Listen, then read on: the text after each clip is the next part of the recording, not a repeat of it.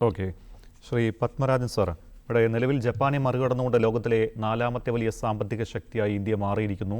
അടുത്ത 2.5-3 വർഷത്തിനുള്ളിൽ ജർമ്മനിയെ പിന്നിലാക്കി ലോകത്തിലെ 3ാമത്തെ സാമ്പത്തിക ശക്തിയാകുമെന്നാണ് റിപ്പോർട്ടുകൾ സൂചിപ്പിക്കുന്നത്. അപ്പോൾ ഈ സാമ്പത്തിക രംഗത്തെ മോദി സർക്കാർ നേടിയ നേട്ടങ്ങളെ താങ്കൾ എങ്ങനെയാണ് വിലയിരുത്തുന്നത്?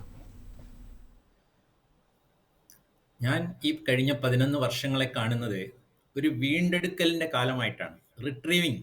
അത് ഏതൊക്കെ രംഗത്ത് സംഭവിച്ചു എന്ന് നോക്കുകയാണെങ്കിൽ നമുക്ക് സമ്പദ് വ്യവസ്ഥയിൽ കാണാം, ബാങ്കിങ് സിസ്റ്റത്തിൽ കാണാം, ഗവേണൻസിൽ കാണാം, ആംഡ് ഫോഴ്സസിൽ കാണാം, കാശ്മീരിനെ നമ്മൾ റിട്രീവ് ചെയ്തത് കാണാം.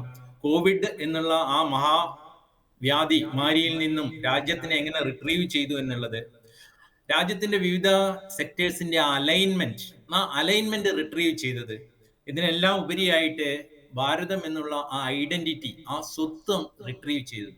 അപ്പൊ ഇങ്ങനെയുള്ള വീണ്ടെടുക്കലുകളുടെ ഒരു കാലഘട്ടമായിട്ടാണ് ഞാൻ ഈ കഴിഞ്ഞ 11 വർഷത്തെ കാണുന്നത്.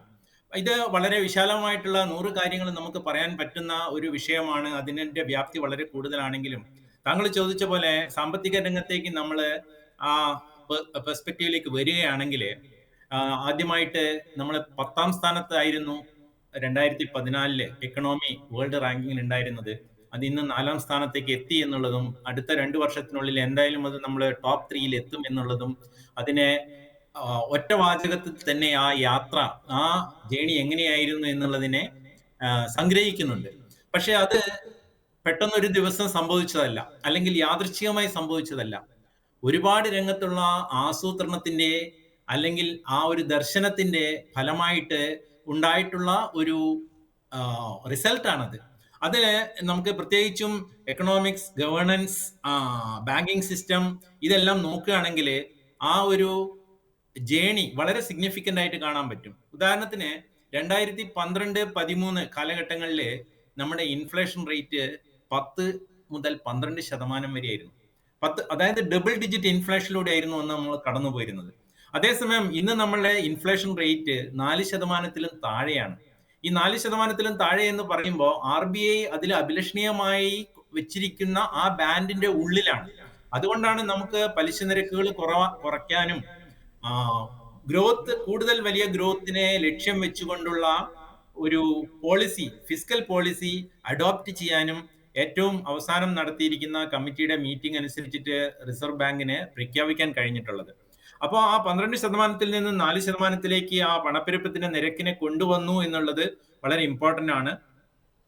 പിന്നെ ഈ കോവിഡ് എന്നുള്ള വളരെ അധികം ഒരു അങ്ങേറ്റം നശീകരണ ശക്തിയുള്ള ഒരു പ്രതികൂലാവസ്ഥയെ തരണം ചെയ്തിട്ടാണ് ഈ എക്കണോമിയിൽ ഇത്രയും നല്ല നേട്ടങ്ങൾ ഉണ്ടാക്കിയിരിക്കുന്നത് എന്നുള്ളതാണ്. നമ്മളിപ്പോ ലോകരാജ്യങ്ങൾ എടുത്തു നോക്കിക്കഴിഞ്ഞാൽ കാണാൻ പറ്റും, മറ്റൊരു രാജ്യത്തിനും തന്നെ കോവിഡ് ഏൽപ്പിച്ച ആഘാതത്തിൽ നിന്നും ഭാരതം മുക്തമായ രീതിയിൽ മുക്തമാവാൻ കഴിഞ്ഞിട്ടില്ല.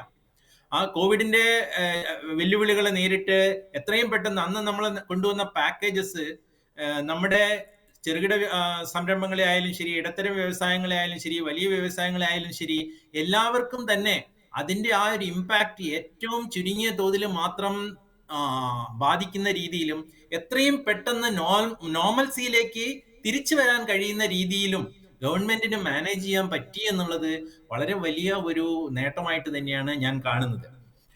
മറ്റൊന്ന് ഡിജിറ്റലൈസേഷന്റെ കാര്യം പറഞ്ഞു. ഡിജിറ്റലൈസേഷൻ, ഇന്നലെ ഞാനൊരു റിപ്പോർട്ട് വായിച്ചത്, ഇന്ന് ലോകത്ത് നടക്കുന്ന ഡിജിറ്റൽ ട്രാൻസാക്ഷനിലെ 50% ഇന്ത്യയിലാണെന്നുള്ളതാണ്. ഒരു വർഷം മുന്നേ അത് 40% ആയിരുന്നു, ഇപ്പൊ 50%-ത്തിലേക്ക് വർദ്ധിച്ചിട്ടുണ്ട്. മറ്റൊരു കാര്യം കൂടി, ഒരു കമ്പാരിസൺ കൂടി, വിസ എന്നുള്ള ആഗോള കമ്പനി, കാർഡ് രംഗത്തുള്ള ഏറ്റവും പ്രമുഖമായിട്ടുള്ള കമ്പനിയെ നമ്മൾ അവരുടെ തന്നെ ലെവലിൽ എത്തിയിരിക്കുന്നു. Very shortly we will be overtaking in the number of transactions done. അപ്പോൾ ഒരു ഡിജിറ്റൽ ഇൻഫ്രാസ്ട്രക്ചർ ഈ രാജ്യത്ത് മറ്റും ഒരു ഡെവലപ്ഡ് രാജ്യത്തിനും കഴിയാത്ത രീതിയിൽ നമുക്ക് വികസിപ്പിച്ചെടുക്കാൻ പറ്റി എന്നുള്ളതും, അത് നമ്മുടെ ടാക്സേഷനിലായാലും ശരി, നമ്മുടെ സെക്ടേഴ്സ് ഓഫ് എക്കണോമി, അത് ഓർഗനൈസ്ഡ് സെക്ടർ എന്നും അൺഓർഗനൈസ്ഡ് സെക്ടർ എന്നുള്ള ആ ഒരു വ്യതിരിക്തത അതിൽ നിന്നും കൂടുതൽ ഓർഗനൈസ്ഡിലേക്ക് കൊണ്ടുവരുന്ന കാര്യത്തിലായാലും ഒക്കെ ചെയ്യാൻ പോകുന്ന, അതേപോലെ ട്രാൻസാക്ഷൻ കോസ്റ്റ് കുറയ്ക്കുന്ന കാര്യത്തിലായാലും ഒക്കെ കൊണ്ടുവരുന്ന മാറ്റം വളരെയധികം കൂടുതലാണ്. അതില് ഈ സാമ്പത്തിക രംഗത്തെ പറ്റി ജനറൽ ആയിട്ടാണ് പറഞ്ഞിരിക്കുന്നത്. അടുത്തത് ബാങ്കിങ് ഗവേണൻസ് എന്നുള്ള രംഗങ്ങളിലേക്ക് അതിന്റെ കൂടുതൽ സ്പെസിഫിക് ആയിട്ടുള്ള കാര്യങ്ങൾ അടുത്ത ഊഴത്തിലേക്ക് നമുക്ക് മാറ്റാം.